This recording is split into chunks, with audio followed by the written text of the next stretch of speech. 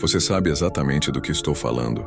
Aquela sensação incômoda, aquela pontada de frustração que surge quando você se vê em uma situação onde seus esforços parecem se dissolver no ar, onde suas boas intenções são interpretadas como fraqueza, onde a sua vontade de acertar te coloca em um ciclo de ceder, de ser o bonzinho que todos esperam, mas que no fundo sabe que está sendo explorado. É a voz da autocrítica sussurrando que você poderia ter sido mais assertivo, mais direto, mais implacável talvez. Aquele momento em que você percebe que, apesar de toda a sua dedicação, de todo o seu trabalho árduo, seus objetivos parecem se afastar, como miragens em um deserto implacável.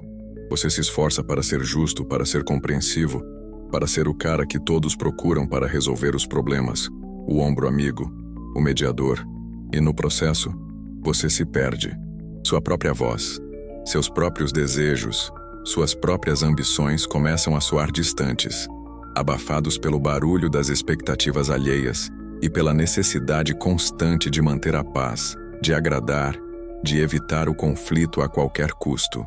Essa busca incessante por aprovação externa, essa dependência da validação dos outros, é uma armadilha sutil, mas devastadora. Ela mina sua confiança, distorce sua percepção de valor e, o pior de tudo, te impede de alcançar o seu verdadeiro potencial. Olhe ao seu redor. Quantas vezes você se viu em uma reunião, com uma ideia clara, uma solução inovadora, mas hesitou em expressá-la com a força necessária?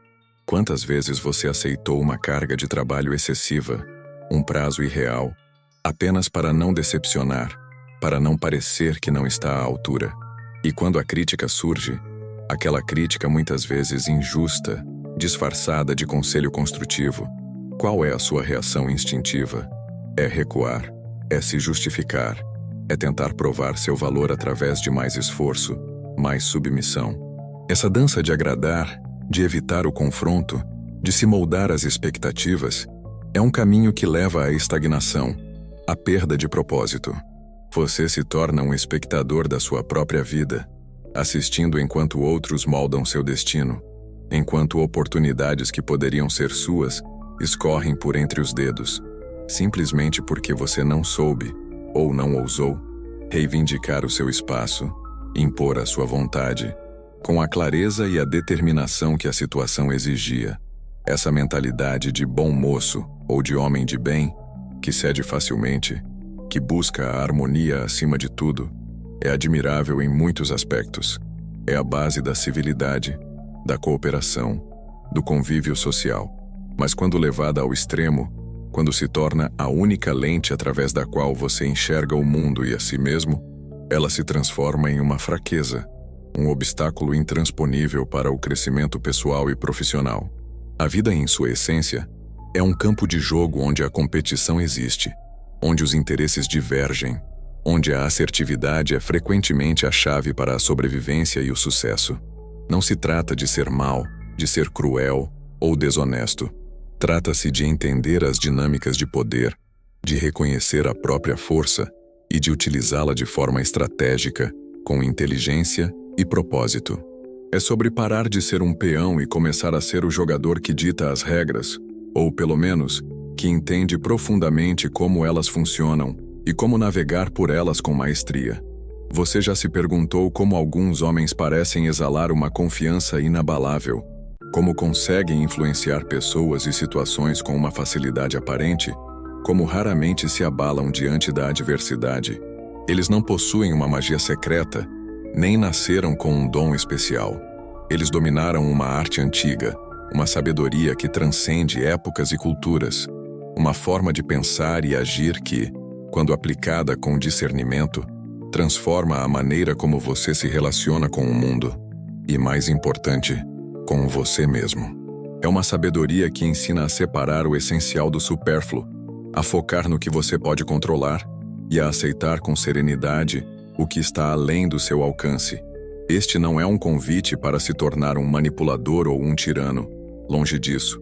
É um chamado para o autoconhecimento profundo, para o desenvolvimento de uma resiliência que te proteja das tempestades externas, para a aquisição de uma clareza mental que te permita tomar decisões assertivas, mesmo sob pressão.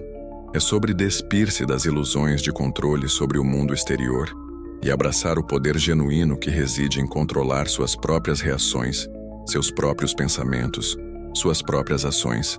É sobre entender que a verdadeira força não está em agradar a todos, mas em permanecer fiel a si mesmo, em defender seus valores e em perseguir seus objetivos com uma determinação tranquila e implacável. Você está pronto para parar de ser a vítima das circunstâncias e se tornar o arquiteto do seu próprio destino? Está pronto para desvendar as leis que regem o sucesso e a influência, não nos livros de história, mas nas batalhas do seu dia a dia? A jornada começa agora.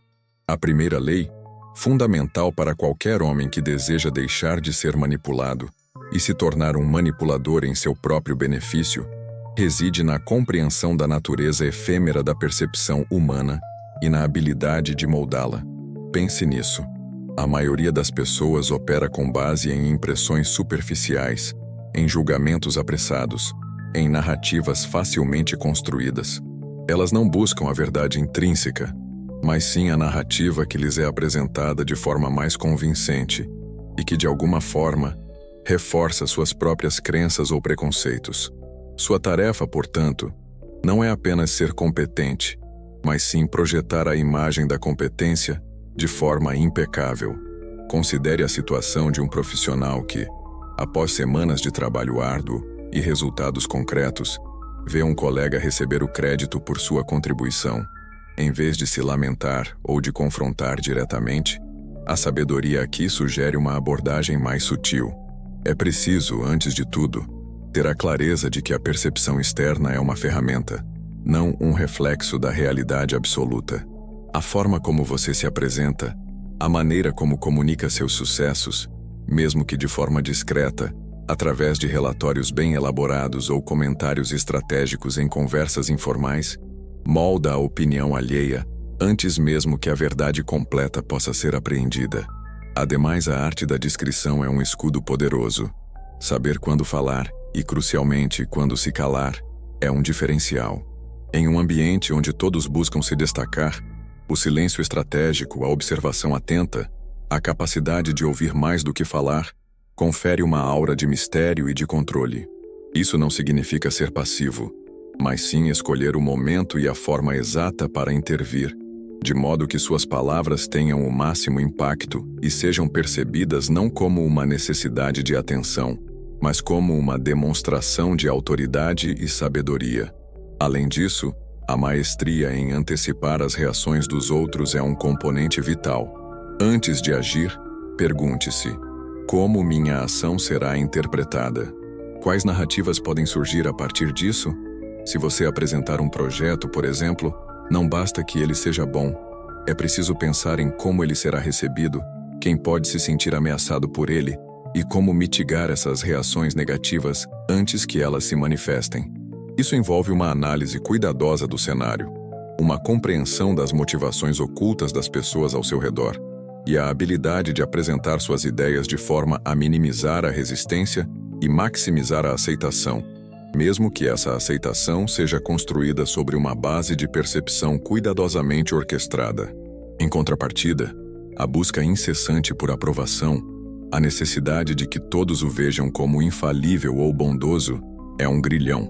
A primeira lei ensina que o objetivo não é ser amado por todos, mas ser respeitado e, quando necessário, temido de forma calculada. O temor, quando baseado na competência e na previsibilidade de suas ações e reações, é muito mais eficaz em garantir a cooperação e evitar a interferência do que a simpatia superficial. A capacidade de demonstrar que você entende as regras do jogo, que você está um passo à frente e que suas decisões são guiadas por uma lógica fria e um objetivo claro, é o que verdadeiramente impõe respeito e garante que seus interesses sejam levados em consideração. Consequentemente, a autoconfiança não deve ser uma exibição ostensiva, mas uma certeza silenciosa que emana de suas ações. Quando você internaliza a compreensão de que pode influenciar a percepção alheia, sua postura muda. Você se torna menos reativo às opiniões externas e mais proativo na construção da sua própria imagem e na condução dos seus objetivos. Essa é a primeira camada da verdadeira maestria. Entender que o mundo não é apenas o que é, mas o que as pessoas acreditam que seja, e que você tem o poder de moldar essa crença. Ao percorrer o caminho até aqui, percebemos que a verdadeira força não reside na busca incessante por uma aprovação externa fugaz, nem na ilusão de controlar as marés imprevisíveis do mundo. Em vez disso, a sabedoria desvelada nos conduz a um entendimento mais profundo e pragmático da influência e da autodomínio. A tapeçaria de nossas interações, muitas vezes complexa e desafiadora, revela que a maestria não se encontra na reação impulsiva ou na submissão passiva, mas sim em uma orquestração calculada de nossas próprias ações e percepções. Refletindo sobre essa jornada até o momento, a imagem que emerge é a de um navegador experiente, não aquele que tenta subjugar a tempestade, mas sim aquele que aprende a ler os ventos, a ajustar as velas e a traçar o curso mais seguro e eficiente através das águas turbulentas. Essa habilidade de discernimento, de compreender as correntes subjacentes às interações humanas, permite uma navegação mais segura pelos mares da vida profissional e pessoal. A capacidade de manter a compostura, de escolher suas batalhas e de apresentar uma frente coesa, mesmo diante de ventos contrários, é o que distingue a liderança genuína da mera reatividade. Essa compreensão nos leva a reconhecer que a solidez interior não é um dom, mas uma construção. É o resultado de um processo contínuo de autoconsciência, de disciplina e da aplicação deliberada de princípios que nos capacitam a agir com intenção, em vez de sermos meros reatores aos estímulos externos. O que antes parecia um labirinto de incertezas, agora se apresenta como um campo de jogo onde a estratégia e a perspicácia são as ferramentas essenciais para alcançar os objetivos desejados, moldando ativamente o próprio destino com uma clareza renovada e um propósito firme. A forma como as percepções são moldadas, a arte de antecipar e de responder com precisão calculada, tudo isso converge para um ponto central: o poder transformador de assumir o controle do próprio domínio interno. A jornada que trilhamos desvendou uma verdade fundamental. A verdadeira arena de batalha não se encontra no palco das opiniões alheias ou nas circunstâncias mutáveis do mundo exterior, mas sim nos confins da nossa própria mente e na firmeza da nossa vontade. O que antes parecia uma busca incessante por validação, uma dança constante para agradar e evitar o conflito, revela-se agora como um equívoco dispendioso. A força que tanto almejamos, aquela resiliência inabalável que nos permitiria navegar pelas tempestades da vida com serenidade e propósito, não é encontrada na concessão ou na busca por uma aprovação superficial, mas sim na profunda compreensão e na aplicação disciplinada do autodomínio. Percebemos com clareza crescente que a habilidade de moldar a percepção alheia, embora poderosa, é apenas uma ferramenta secundária. O verdadeiro poder emana da integridade do nosso próprio caráter, da clareza dos nossos valores e da coragem de agir em conformidade com eles, independentemente do ruído externo. A aspiração de não ser o bonzinho que cede, mas sim o homem que age com convicção, não se traduz em crueldade ou em desrespeito, mas em um compromisso inabalável com a própria verdade e com os objetivos que verdadeiramente ressoam em nossa alma. É a arte de ser um arquiteto consciente da própria realidade, escolhendo com sabedoria onde investir nossa energia e quando, com a mesma precisão, devemos nos abster. A sabedoria que emerge dessa reflexão é que a influência mais duradoura e significativa não é aquela imposta pela força bruta ou pela manipulação astuta, mas sim aquela que nasce da autenticidade, da competência demonstrada e da capacidade de manter a serenidade em meio ao caos. O homem verdadeiramente forte não se abala pelas críticas injustas, nem se infla com elogios vazios. Ele se concentra em sua própria bússola interna, ajustando seu curso com base na sabedoria adquirida e na clareza de seu propósito. Ele entende que a paz interior não é a ausência de desafios, mas a capacidade de enfrentá-los com uma fortaleza inabalável, sabendo que seu valor intrínseco não depende da aprovação de terceiros. Portanto, a verdadeira prática começa agora. Não se trata de uma transformação que acontece da noite para o dia, mas de um compromisso contínuo com o autoaperfeiçoamento, com a vigilância constante sobre nossos pensamentos e reações. É o cultivo diário da resiliência, a escolha consciente de focar no que podemos controlar e a aceitação serena daquilo que está além do nosso alcance. É a aplicação pragmática da sabedoria atemporal em cada interação, em cada decisão, em cada momento de incerteza.